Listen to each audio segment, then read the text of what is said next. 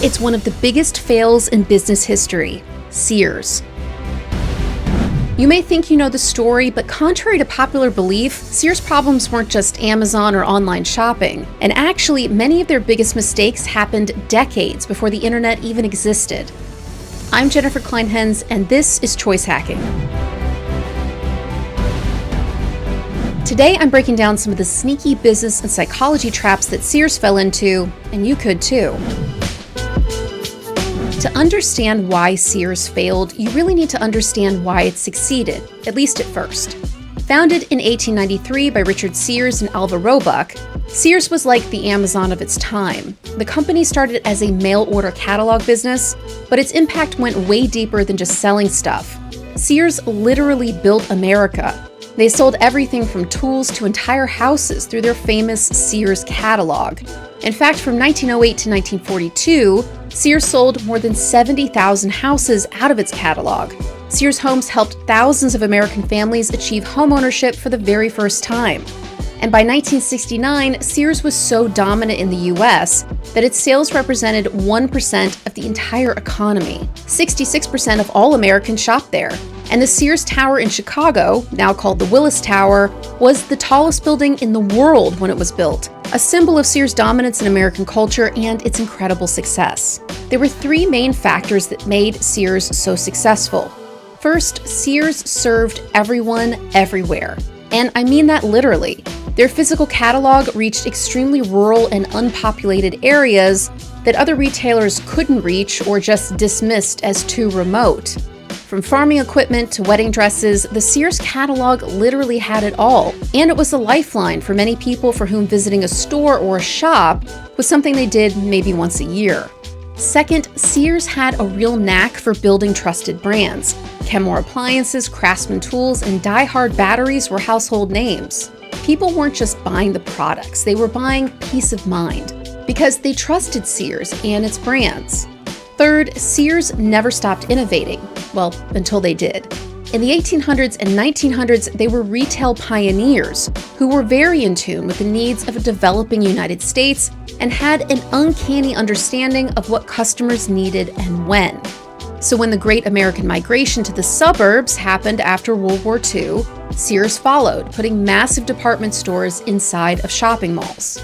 And believe it or not, Sears played a huge role at the start of the consumer internet. It joined forces with the television network CBS and computer manufacturer IBM to create Prodigy, one of the first ways normal people could get online and a competitor of services like America Online and CompuServe, way before browsers like Chrome, Explorer, or Safari were even a concept in people's minds. That innovative mentality was why for over 75 years, Sears dominated American retail like no company before or since. Success can be a double-edged sword, and Sears fell right on it by falling for one of the deadliest psychology traps in business: overconfidence. This is a cognitive bias or an error in thinking that comes up a lot when I do these video case studies about the psychology behind big brand fails like Kmart and Blockbuster. The thing is, when you're the biggest, most dominant player in an industry for decades, you kind of start to believe your own hype. You forget what made you successful in the first place, and you tend to hire in a lot of people who weren't there when the business was a little bit more humble. Sears management developed what retail expert Mark Cohen called, quote, fat, rich, and complacent thinking. Basically, they believed they could do no wrong. Sears started thinking that maybe they were so good at retail that maybe they could literally sell anything to anyone, anywhere. So they started acquiring companies that really had nothing to do with retail. They bought real estate agency Coldwell Banker and financial services companies like Dean Witter Reynolds, insurance companies, investment firms. They even started their own consumer credit card in 1985 called Discover Card, now issued by Capital One. And Discover Card was a really innovative idea. It was the first consumer credit card with no annual fee, and they even invented cashback rewards on purchases. But at the end of the day, it was all too much, and Sears was stretched way too thin. Arthur Martinez, Sears' CEO at the time, later admitted that they had overextended themselves and said, quote, "We had made embarrassing mistakes." And it's really down to just one thing: overconfidence. This principle describes our tendency as people to overestimate our abilities and chances for success. And when a business can't stop winning, management often thinks that they're smarter than they actually are. They take dumb risks, they refuse to change, and they think our customers love us, they're not going to go anywhere. Meanwhile, competitors who are hungry and laser-focused on taking you out start eating away at your market share. So while Sears was busy playing banker, creditor, and real estate agent, Walmart was perfecting the art of discount retail. Target was figuring out how to make cheap stuff look stylish, and Sears barely noticed until it was too late. In 2005, a villain emerged in the form of hedge fund billionaire Eddie Lampert, who bought Sears and merged it with struggling discount retailer Kmart. Lampert had made billions in hedge funds, buying, selling, merging, and liquidating, and thought he could apply that same style of thinking to retail. But he was wrong, catastrophically wrong. Lampert started by pitting Sears against not its competition, but itself. He divided Sears into more than 30 separate business units that had to compete against one another for resources. Each unit got its own president, chief marketing officer, board of directors, and profit and loss statements. Lampert thought this would make everyone more efficient because they'd have to compete with each other. Instead, it created what former employees described to journalist Mina Kimes as a, quote, Hunger Games atmosphere. The clothing department competed with the tools department. Electronics battled against home goods. The apparel division cut back on labor to save money, knowing that salespeople in other departments would have to pick up their slack. Turf wars broke out over store displays. But sources reported that the bloodiest battles happened in marketing meetings, where different units would send their chief marketing officers to fight for space in the weekly circular, sessions that would quickly devolve into literal screaming matches, where CMOs would argue with each other to the point of exhaustion. Nobody worked together because everyone was fighting for survival. This wasn't just bad management, and believe me, it was. This was based on a very flawed understanding of human psychology. You see, Eddie Lampert is a follower of philosopher Ayn Rand, who believed extreme competition and self-interest leads to the best outcomes in business, politics, and society. And as much as Ayn Rand was and is entitled to her philosophy, decades of research in organizational psychology shows that the exact opposite approach to management is actually what works. Teams perform better when they have what Harvard researcher Amy Edmondson calls psychological safety.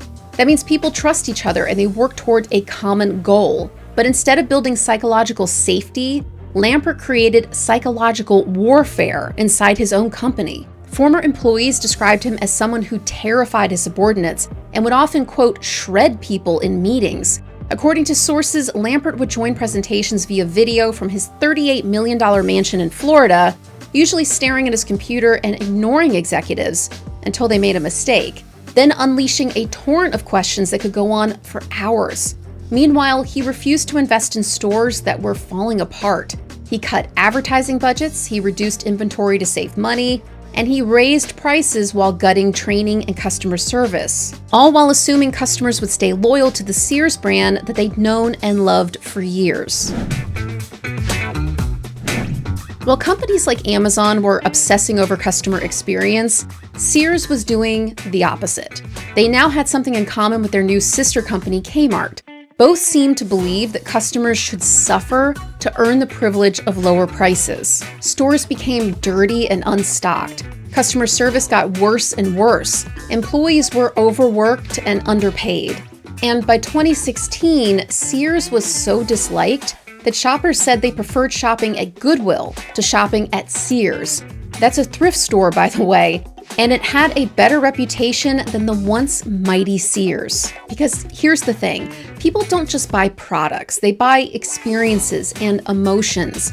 And when your store makes people feel bad, they just stop coming. Sears had forgotten that the benefit of retail is ultimately human connection. Instead, they treated customers like inconveniences and employees like expenses to be cut. Meanwhile, Eddie Lampert was asset stripping the once powerful brand. extracting money through complicated financial deals and selling off Sears' most valuable asset, including its famous Craftsman tool brand, to pay its debts. This, combined with dying sales and a now worthless brand, kicked off a death spiral for Sears. You see, when companies start cutting the things that customers value the most, those customers leave, which reduces sales, which forces more cuts, which drives away more customers until there's nothing left. One of the things that makes the Sears story so depressing is that they actually had a ton of advantages that could have helped them succeed in the digital age. Remember, Sears created Prodigy, one of the first online services, back in the 1980s. They had decades of experience with mail order fulfillment. They understood logistics and distribution better than most brands. They had customer data from millions of loyal shoppers. They had trusted brands that people loved. They even launched Sears.com in 1999, years before many competitors had online shopping or even websites. But the thing is, a brand is more than the sum of its parts. The psychology of an organization has a direct impact on its success or failure. And Sears might have had the technology and the expertise, but they couldn't change their mindsets to go from brick and mortar first to digital first or even digital equal. Sears had invested so much time and money into their old way of doing business, big physical stores with huge inventories, that they couldn't let it go. Even when the evidence was clear that the world was changing and shoppers wanted something different. Instead of building on their digital advantages, they kept trying to make their failing physical stores work, but without putting in the financial investment that was needed to keep the stores clean and up to date. Instead of using their strong catalog of brands like Kenmore and Craftsman to compete, they let those brands wither and die, and they sold them off for parts, in several cases moving them down market to sister company Kmart. The bottom line is, past success can become a prison, and the companies that thrive are the ones that can reinvent themselves before they have to. Because in business, it's not always the strongest that survive, it's the brands that are most willing to adapt, invest, and put the customer first.